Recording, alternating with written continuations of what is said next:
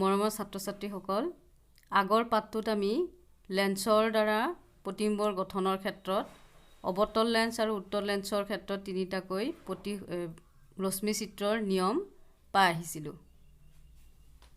এতিয়া আমি লক্ষ্যবস্তুৰ বিভিন্ন অৱস্থানৰ বাবে লেন্সে গঠন কৰা প্ৰতিবিম্বৰ প্ৰকৃতি, অৱস্থান আৰু আকাৰৰ বিষয়ে আলোচনা কৰিম। প্ৰথমতে আমি উত্তল লেন্সৰ ক্ষেত্ৰত প্ৰতিবিম্ব কেনেকৈ গঠন হয় লক্ষ্যবস্তুৰ বিভিন্ন অৱস্থানৰ বাবে সেইটো আগতে আলোচনা কৰিম। এইখন উত্তল লেন্স, ইয়াৰ এইটো আলোক কেন্দ্ৰ, এইটো ভাঁজ কেন্দ্ৰ C1 বা 2F1, এইটো ফকাছ আলোক কেন্দ্ৰৰ পৰা জোখা হৈছে ফকাছ দৈৰ্ঘ্য আধা, ভাঁজ ব্যাসাৰ্ধৰ আধা, ফকাছ দৈৰ্ঘ্য, এইটো ফকাছ F1 আৰু ইফালে ফকাছ F2, ভাঁজ কেন্দ্ৰ C2 আৰু বা 2F2। এতিয়া প্ৰথমতে লক্ষ্যবস্তু যেতিয়া অসীমত থাকে, অসীমত থকা লক্ষ্যবস্তু এটা আমি লেন্সখনৰ সন্মুখত ৰাখিব নোৱাৰোঁ। গতিকে ইয়াৰ পৰা আমি অসীমত থকা বস্তুৰ পৰা অহা ৰশ্মিবিলাক সদায় সমান্তৰাল বুলি ধৰা হয়। গতিকে সমান্তৰাল পোহৰ ৰশ্মি আমি ধৰিম। 1 নম্বৰ নিয়ম মতে মুখ্য অক্ষৰ সমান্তৰালকৈ অহা ৰশ্মিডাল লেন্সখনত প্ৰতিসৰণৰ পিছত লেন্সখনৰ আনটো ফালে থকা ফকাছ F2ৰ মাজেৰে পাৰ হৈ যায়। এনেকৈ ফকাছ F2ৰ মাজেৰে পাৰ হৈ যাব। এতিয়া আন এডাল ৰশ্মি আমি মুখ্য অক্ষৰ ওপৰত ধৰিম। যেনেকৈ সমান্তৰাল ৰশ্মিডাল লেন্সখনত আপতিত হৈছে। আপতিত হোৱাৰ পিছত প্ৰতিসৰণৰ পিছত লেন্সখনৰ আনটো ফালে থকা ফকাছ F2ৰ মাজেৰে পাৰ হৈ যাব। এনেকৈ গতিকে প্ৰতিফলিত ৰশ্মি দুডাল ফকাছত আহি লগ লাগিছে, ফকাছত আহি ৰশ্মিডালে প্ৰকৃততে কটাকটি কৰিছে। গতিকে ইয়াত এটা সৎ প্ৰতিবিম্বৰ সৃষ্টি হ'ব আৰু প্ৰতিবিম্বটো লক্ষ্যবস্তুতকৈ আকাৰ যথেষ্ট ক্ষুদ্ৰ হ'ব, অতি ক্ষুদ্ৰ আকৃতিৰ সংকুচিত, আৰু সৎ প্ৰতিবিম্ব সদায় ওলোটা হয়, প্ৰতিবিম্বটো ওলোটা হ'ব। গতিকে প্ৰতিবিম্বৰ স্থান ফকাছ F2ত প্ৰতিবিম্বটো গঠন হ'ব। প্ৰতিবিম্বৰ আকাৰ অতি সংকুচিত বিন্দু আকৃতি, অতি সংকুচিত অতি ক্ষুদ্ৰ বিন্দু সদৃশ হ'ব। লক্ষ্যবস্তুটো যথেষ্ট ডাঙৰ হ'লে ডাঙৰ থাকিব, কিন্তু প্ৰতিবিম্বটো একেবাৰে ক্ষুদ্ৰ বিন্দু আকৃতিৰ হ'ব। প্ৰতিবিম্বৰ প্ৰকৃতি সৎ আৰু ওলোটা, যিহেতু প্ৰতিফলিত ৰশ্মিকেইডালে প্ৰকৃততে কটাকটি কৰিছে, গতিকে প্ৰতিবিম্বটো প্ৰকৃতি সৎ হ'ব আৰু সৎ প্ৰতিবিম্ব সদায় ওলোটা। ইয়াত কিতাপখনত চোৱাচোন, কিতাপখনত এইটো ভুলকৈ ছপা হৈছে। ইয়াত অসৎ আৰু ওলোটা বুলি দি আছে। অসীমত যেতিয়া লক্ষ্যবস্তুটোৰ স্থান প্ৰতিবিম্বৰ স্থান ফকাছ F2ত প্ৰতিবিম্বৰ আপেক্ষিক আকাৰ অতিশয় সংকুচিত বিন্দু আকৃতিৰ হ'ব, আকৃতিটো অহা নাই, বিন্দু আকাৰৰ হ'ব। আৰু প্ৰতিবিম্বৰ প্ৰকৃতি অসৎ আৰু ওলোটা আকাৰৰ বুলি আছে, এইটো সৎ হ'ব, সৎ আৰু ওলোটা আকাৰ, সৎ প্ৰতিবিম্ব সদায় ওলোটা। এইটো ছপাত ভুল হৈছে। 2 নম্বৰ অৱস্থান লক্ষ্যবস্তু 2F1ৰ পৰা আঁতৰত, অৰ্থাৎ ভাঁজ কেন্দ্ৰৰ পৰা আঁতৰত। ভাঁজ কেন্দ্ৰৰ পৰা আঁতৰত হ'লে ইয়াতে আমি লক্ষ্যবস্তুটো আঁকিম।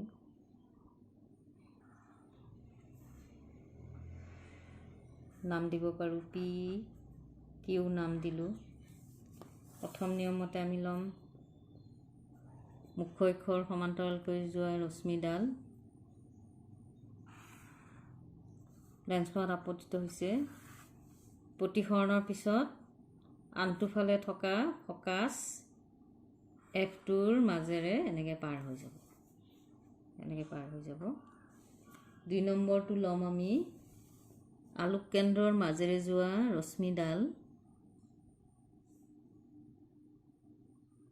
কোনো ধৰণৰ দিশৰ পৰিৱৰ্তন নোহোৱাকৈ এনেকৈ পাৰ হৈ যাব। এইটো 2 নম্বৰ নিয়ম মতে আমি ল'লোঁ ৰশ্মি। এতিয়া এইখিনিতে প্ৰতিফলিত ৰশ্মিডাল কটাকটি কৰিছে, গতিকে ইয়াতে এটা প্ৰতিবিম্ব গঠন হ'ব। আমি দেখিলোঁ যে প্ৰতিবিম্বটো গঠন হৈছে 2F2 আৰু F2ৰ মাজত, অৰ্থাৎ ভাঁজ কেন্দ্ৰ আৰু ফকাছৰ মাজত গঠিত হৈছে প্ৰতিবিম্বটো।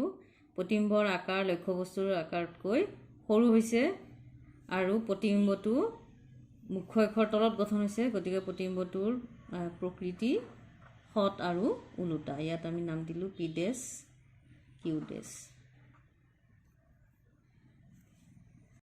গতিকে আমি দেখিলোঁ যে গঠিত হোৱা প্ৰতিবিম্বৰ স্থান F2 আৰু 2F2ৰ মাজত, F2 আৰু 2F2ৰ মাজত অৰ্থাৎ ফকাছ আৰু ভাস্কেন্দ্ৰৰ মাজত আনটোফালে থকা ফকাছ আৰু ভাস্কেন্দ্ৰৰ মাজত প্ৰতিবিম্বটো গঠিত হৈছে।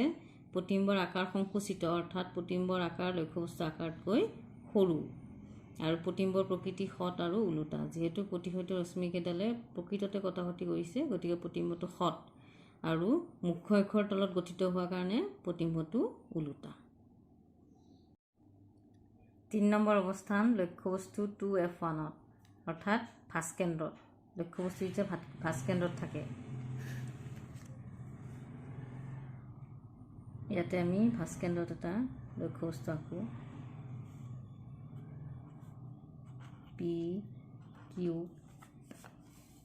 1 নম্বৰ ৰশ্মিডাল ল'ম আমি মুখ্য অক্ষৰ সমান্তৰালকৈ যোৱা ৰশ্মিডাল লেন্সখনত আপতিত হোৱাৰ পিছত প্ৰতিসৰণৰ পিছত লেন্সখনৰ আনটোফালে থকা ফকাছ F2ৰ মাজেৰে পাৰ হৈ যাব। এনেকৈ পাৰ হৈ যাব। আৰু এডাল ৰশ্মি আমি এবাৰ বেলেগ ৰশ্মিডাল লওঁ। ফকাছ F1ৰ মাজেৰে যোৱা ৰশ্মিডাল ৰশ্মি যেতিয়া লেন্সখনত আপতিত হ'ব তেতিয়া প্ৰতিসৰণৰ পিছত মুখ্য অক্ষৰ সমান্তৰাল হ'ব। এনেকৈ মুখ্য অক্ষৰ সমান্তৰাল হ'ব। এইখিনিত লগ লাগিছে গতিকে প্ৰতিবিম্বটো ইয়াতে গঠন হ'ব। প্ৰতিবিম্বটো ক'ত গঠন হ'ল? আনটোফালে থকা ভাস্কেন্দ্ৰত। গতিকে যেতিয়া লক্ষ্যবস্তুটো ভাস্কেন্দ্ৰত থাকে প্ৰতিবিম্বটো ভাস্কেন্দ্ৰতে গঠিত হয়। প্ৰতিবিম্বৰ আকাৰ লক্ষ্যবস্তুৰ আকাৰৰ সমান হ'ব। প্ৰতিবিম্বৰ আকাৰ আৰু লক্ষ্যবস্তুৰ আকাৰ সমান। আৰু প্ৰতিবিম্বটো সৎ আৰু ওলোটা। যিহেতু মুখ্য অক্ষৰ তলত গঠন হৈছে ওলোটা হ'ব আৰু প্ৰতিফলিত ৰশ্মিকেইডালে প্ৰকৃততে কটাকটি কৰিছে কাৰণে প্ৰতিবিম্বটো সৎ। গতিকে আমি পালোঁ যে প্ৰতিবিম্ব স্থান 2F2 অৰ্থাৎ লেন্সখনৰ আনটোফালে থকা ভাস্কেন্দ্ৰত। প্ৰতিবিম্বৰ আকাৰ লক্ষ্যবস্তুৰ সমান অৰ্থাৎ একে আকাৰৰ। প্ৰতিবিম্বৰ আকাৰ আৰু লক্ষ্যবস্তুৰ আকাৰ সমান অৰ্থাৎ লক্ষ্যবস্তুৰ আৰু প্ৰতিবিম্বৰ আকাৰ একেই। আৰু প্ৰতিবিম্বৰ প্ৰকৃতি সৎ আৰু ওলোটা। 4 নম্বৰ অৱস্থান লক্ষ্যবস্তু F1 আৰু 2F1ৰ মাজত। F1 আৰু 2F1 অৰ্থাৎ ফকাছ আৰু ভাস্কেন্দ্ৰৰ মাজত লক্ষ্যবস্তু। ইয়াতে লক্ষ্যবস্তু এটা আঁকিম আমি। P, Q। ইয়াৰ পৰা প্ৰথমতে আমি প্ৰথম ৰশ্মিডাল ল'লোঁ মুখ্য অক্ষৰ সমান্তৰাল ৰশ্মিডাল লেন্সত আপতিত হোৱাৰ পিছত প্ৰতিসৰণৰ পিছত লেন্সৰ আনটোফালে থকা ফকাছ F2ৰ মাজেৰে পাৰ হৈ যাব। এনেকৈ আৰু এডাল আলোক কেন্দ্ৰৰ মাজেৰে যোৱা ৰশ্মিডাল ল'ম আমি।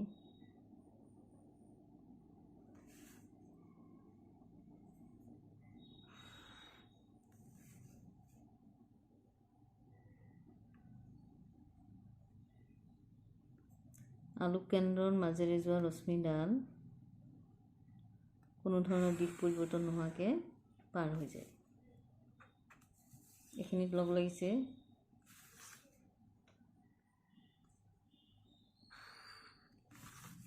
গতিকে এইখিনিতে এটা প্ৰতিবিম্ব গঠন হ'ব। গতিকে আমি পালোঁ প্ৰতিবিম্বটো গঠন হৈছে 2F2ৰ বাহিৰত অৰ্থাৎ ভাস্কেন্দ্ৰৰ আঁতৰত। আৰু প্ৰতিবিম্বটো সৎ আৰু মুখ্য অক্ষৰ তলত গঠন হোৱাৰ কাৰণে প্ৰতিবিম্বটো ওলোটা। আৰু লক্ষ্যবস্তুতকৈ প্ৰতিবিম্বৰ আকাৰ যথেষ্ট ডাঙৰ হৈছে। আমি পালোঁ প্ৰতিবিম্ব স্থান 2F2ৰ পৰা আঁতৰত। 2F2ৰ পৰা আঁতৰত অৰ্থাৎ ভাস্কেন্দ্ৰৰ পৰা আঁতৰত। প্ৰতিবিম্বৰ আকাৰ বিবৰ্ধিত অৰ্থাৎ লক্ষ্যবস্তুতকৈ প্ৰতিবিম্বৰ আকাৰ ডাঙৰ। আৰু প্ৰতিবিম্বৰ প্ৰকৃতি সৎ আৰু ওলোটা। সৎ কাৰণ প্ৰতিফলিত ৰশ্মিকেইডালে প্ৰকৃততে লগ লাগিছে গতিকে সৎ প্ৰতিবিম্ব আৰু মুখ্য অক্ষৰ তলত গঠন হোৱাৰ বাবে ওলোটা। সৎ প্ৰতিবিম্ব সদায়ে ওলোটা হয়। এইবাৰ লক্ষ্যবস্তু স্থান ফকাছ F1ত। ইয়াতে আমি এটা লক্ষ্যবস্তু আঁকিম।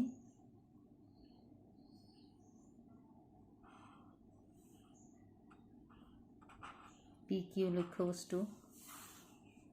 1 নম্বৰ নিয়ম এইটোৱেই, মুখ্য অক্ষৰ সমান্তৰালকৈ অহা ৰশ্মিডাল লেন্সখনত আপতিত হোৱাৰ পিছত লেন্সখনৰ আনটোফালে থকা ফকাছ F2ৰ মাজেৰে পাৰ হৈ যাব।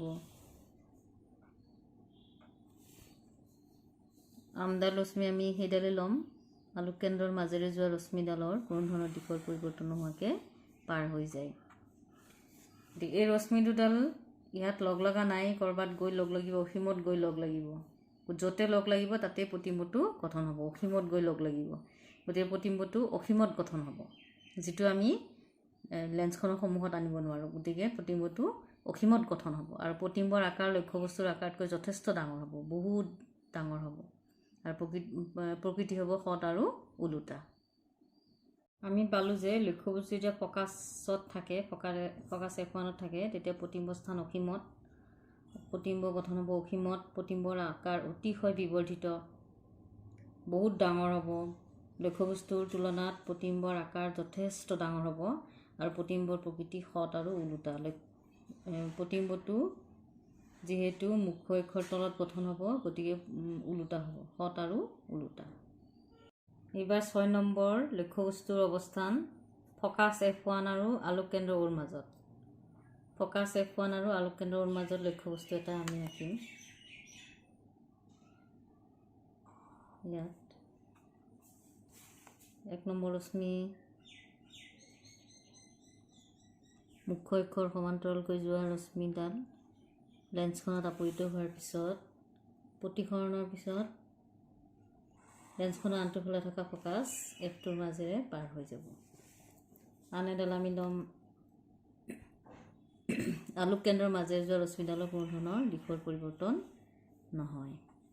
এতিয়া এই দুডাল আমি এনেকৈ পিছফালে বঢ়াই দিম।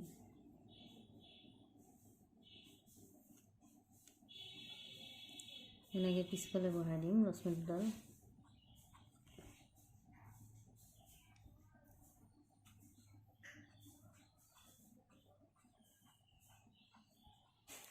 তো ইয়াত লগ লাগিছে, গতিকে এইখিনিতে আমি এটা প্ৰতিবিম্ব পাম।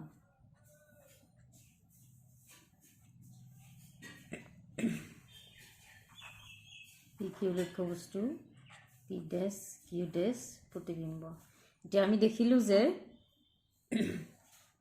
প্ৰতিবিম্বটো প্ৰতিসৈত ৰশ্মিডালৰ প্ৰকৃততে কটাকটি কৰি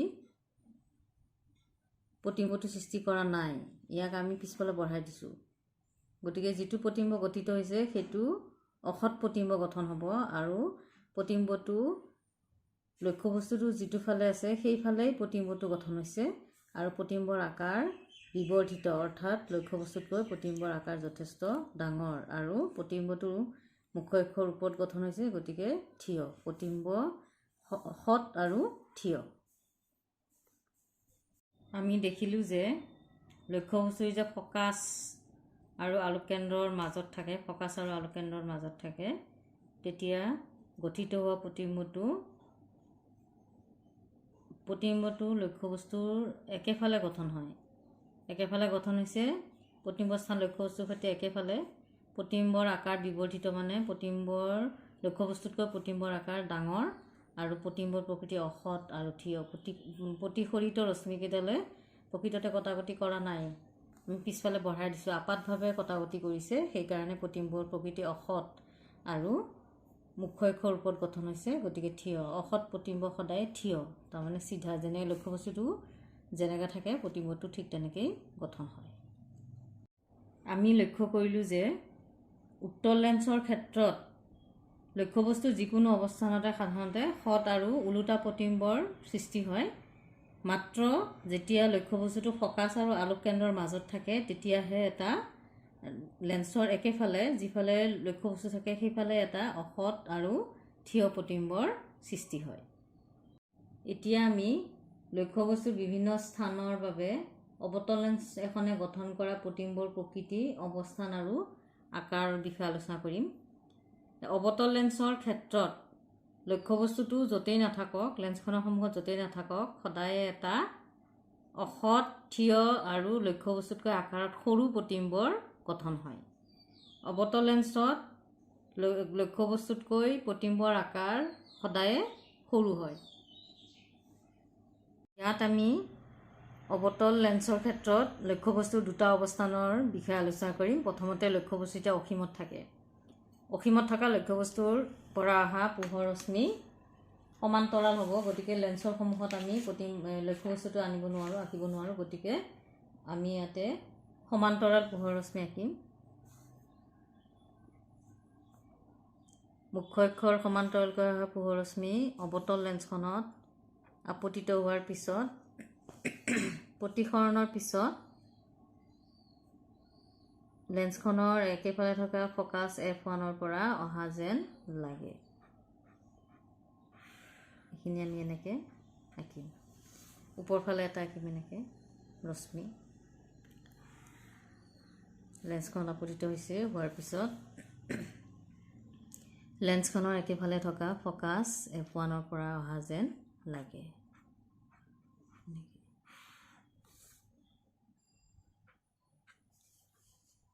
গতিকে প্ৰতিফলিত ৰশ্মিখিনি এনেকৈ গৈছে, কিন্তু ইয়াত লগ লগা যেন লাগিছে। আপাতভাৱে কটাকটি কৰা বুলি কোৱা হয়। তো ফকাছ F1ত লগ লাগিছে, গতিকে ইয়াতে এটা প্ৰতিবিম্ব গঠন হ'ব। প্ৰতিবিম্বৰ আকৃতি লক্ষ্যবস্তুতকৈ যথেষ্ট সৰু হ'ব, বিন্দু আকৃতিৰ হ'ব, আৰু প্ৰতিবিম্বৰ প্ৰকৃতি অসৎ হ'ব, কাৰণ প্ৰতিফলিত ৰশ্মিকেইডালে প্ৰকৃততে কটাকটি কৰা নাই, আপাতভাৱে কটাকটি কৰিছে। গতিকে প্ৰতিবিম্বৰ প্ৰকৃতি অসৎ হ'ব, আৰু অসৎ প্ৰতিবিম্ব সদায় থিয় হয়। আমি দেখিলোঁ যে অৱতল লেন্স এখনত যেতিয়া লক্ষ্যবস্তুটো অসীমত থাকে, তেতিয়া প্ৰতিবিম্ব ফকাছত গঠন হয়, ফকাছ F1ত গঠন হয়, একেফালে থকা ফকাছ F1ত গঠন হয়, আৰু প্ৰতিবিম্বৰ আকাৰ অতিশয় সংকুচিত বিন্দু আকাৰ, একেবাৰে ক্ষুদ্ৰ বিন্দু সদৃশ, আৰু প্ৰতিবিম্বৰ প্ৰকৃতি অসৎ আৰু থিয়। প্ৰতিবিম্বটো অসৎ হ'ব, আৰু অসৎ প্ৰতিবিম্ব থিয়, অৰ্থাৎ চিধা। লক্ষ্যবস্তু যেনেকুৱা থাকে ঠিক তেনেকুৱা প্ৰতিবিম্ব গঠন হ'ব। এতিয়া আমি আন এটা অৱস্থান ল'ম, লক্ষ্যবস্তু অসীম আৰু আলোক কেন্দ্ৰ Oৰ মাজত। আলোক কেন্দ্ৰ O আৰু অসীমৰ মাজত থকা লক্ষ্যবস্তুৰ কাৰণে প্ৰতিবিম্বৰ সদায় একেই হয়। গতিকে ইয়াত আমি এটা লক্ষ্যবস্তু ল'ম, অসীম আৰু আলোক কেন্দ্ৰৰ মাজত, অসীম দূৰত্ব আৰু আলোক কেন্দ্ৰৰ মাজত। প্ৰথম ল'ম আমি মুখ্য অক্ষৰ সমান্তৰাল ৰশ্মি। লেন্সখনত আপতিত হৈছে, লক্ষ্যবস্তু PQ। আপতিত হোৱাৰ পিছত প্ৰতিসৰণৰ পিছত লেন্সখনৰ একেফালে থকা ফকাছৰ মাজৰ পৰা অহা যেন লাগিব। এনেকৈ আহিল। আন এডাল ৰশ্মি ল'ম আমি, আলোক কেন্দ্ৰৰ মাজেৰে যোৱা ৰশ্মিডাল কোনো ধৰণৰ দিশৰ পৰিৱৰ্তন নোহোৱাকৈ এনেকৈ পাৰ হৈ যাব। ইয়াতে যিহেতু লগ লাগিছে, গতিকে ইয়াতেই এটা প্ৰতিবিম্ব গঠন হ'ব, P ডেছ Q ডেছ। এতিয়া আমি দেখিলোঁ যে প্ৰতিবিম্বৰ আকাৰ লক্ষ্যবস্তুতকৈ যথেষ্ট সৰু, আৰু প্ৰতিবিম্বটো অসৎ, কাৰণ প্ৰতিফলিত ৰশ্মিডালে প্ৰকৃততে কটাকটি কৰা নাই, আপাতভাৱে কটাকটি কৰিছে। গতিকে প্ৰতিবিম্বটো অসৎ আৰু থিয়, লক্ষ্যবস্তু যেনেকুৱাকৈ থাকে ঠিক তেনেকৈ প্ৰতিবিম্ব গঠন হৈছে, অৰ্থাৎ থিয়। আমি দেখিলোঁ যে লক্ষ্যবস্তু যেতিয়া অসীম আৰু আলোক কেন্দ্ৰৰ মাজত যিকোনো অৱস্থানত থাকে, তেতিয়া প্ৰতিবিম্ব স্থান F1 আৰু আলোক কেন্দ্ৰৰ মাজত, এই ফকাছ F1 আৰু আলোক কেন্দ্ৰ Oৰ মাজত গঠিত হ'ব। প্ৰতিবিম্বৰ আকাৰ সংকুচিত হ'ব, অৰ্থাৎ লক্ষ্যবস্তুতকৈ প্ৰতিবিম্বৰ আকাৰ সৰু হ'ব, আৰু প্ৰতিবিম্বৰ প্ৰকৃতি অসৎ আৰু থিয়। লক্ষ্যবস্তুটো আৰু প্ৰতিবিম্বটো একেধৰণে গঠন হৈছে, গতিকে থিয়। মুখ্য অক্ষৰ ওপৰত গঠন হোৱাৰ কাৰণে থিয় আৰু অসৎ। মৰমৰ ছাত্ৰ ছাত্ৰীসকল, আজি আমি লক্ষ্যবস্তুৰ বিভিন্ন অৱস্থানৰ বাবে অৱতল লেন্স আৰু উত্তল লেন্সত গঠিত হোৱা প্ৰতিবিম্বৰ স্থান, আকাৰ আৰু প্ৰকৃতিৰ বিষয়ে আলোচনা কৰিলোঁ। আমি জানিলোঁ যে উত্তল লেন্সত সাধাৰণতে সৎ আৰু ওলোটা প্ৰতিবিম্বৰ গঠন হয়। মাত্ৰ যেতিয়া লক্ষ্যবস্তুটো আলোক কেন্দ্ৰ আৰু ফকাছৰ মাজত থাকে, তেতিয়া লক্ষ্যবস্তুটোৰ একেফালে এটা অসৎ আৰু থিয় বিবৰ্ধিত এটা প্ৰতিবিম্বৰ গঠন হয়। আৰু অৱতল লেন্সত লক্ষ্যবস্তুটো য'তেই নাথাকক সদায় এটা অসৎ, থিয় আৰু লক্ষ্যবস্তুতকৈ আকাৰত সৰু প্ৰতিবিম্বৰ গঠন হয়। অৱতল লেন্সৰ ক্ষেত্ৰত লক্ষ্যবস্তুটো লেন্সখনৰ ওচৰলৈ লৈ গৈ থাকিলে প্ৰতিবিম্বৰ আকাৰ লাহে লাহে ডাঙৰ হৈ গৈ থাকে, কিন্তু প্ৰতিবিম্বৰ আকাৰ সদায় লক্ষ্যবস্তুতকৈ সৰু হৈয়ে থাকে। আজি ইয়াতে আমি আমাৰ পাঠৰ সামৰণি মাৰিলোঁ। পুনৰ লগ পাম এটা নতুন বিষয় লৈ। ধন্যবাদ।